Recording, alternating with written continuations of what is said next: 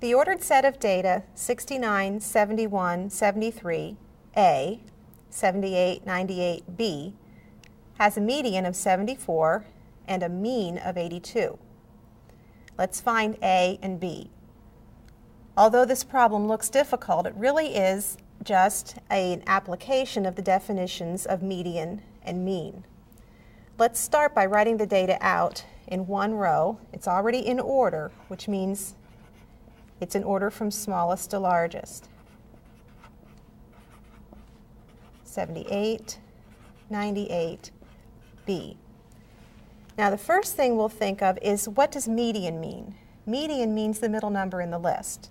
There are 1, 2, 3, 4, 5, 6, 7 numbers in the list. The middle number is the number that's marked A. But we're told that the set of data has a median of 74. Therefore, this number A has to be 74. So by applying the definition of median, we have found the value of A. For the value of B, we need to know what it means to have a mean of 82. This means the average is 82. In other words, the sum of all these numbers divided by 7 is 82. Now that means that the sum of all these numbers has to be 7 times 82.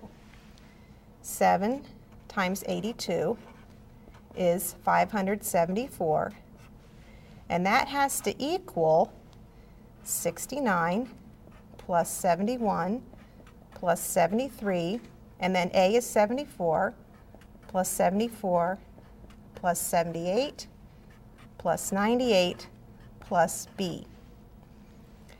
Now, if we add 69 plus 71 plus 73 plus 74 plus 78 plus 98, we get 463. So I have that 574 equals 463 plus B. Now you can see that B has to be the difference of 574 and 463. 574 minus 463 equals B. And doing the subtraction, B has to be 111. As a very quick check, note that B as 111 is the largest number in the list, as it should be. So if A is 74, B is 111. And by applying the definitions of median and mean, we have found the values of A and B.